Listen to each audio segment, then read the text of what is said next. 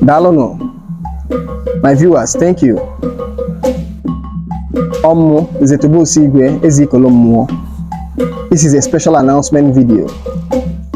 Just to inform you, my viewers, that on 25th November 2022, Ime Agwu.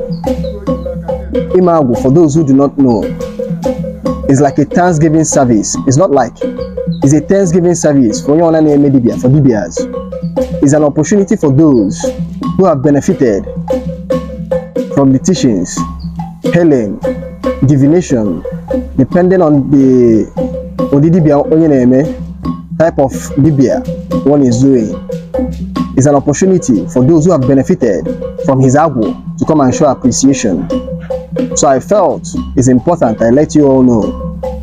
If my teaching have blessed you, if you have been following my teaching, if you have learned something from my teaching, and you feel like you want to show an appreciation for what we are doing here, this is an opportunity for you.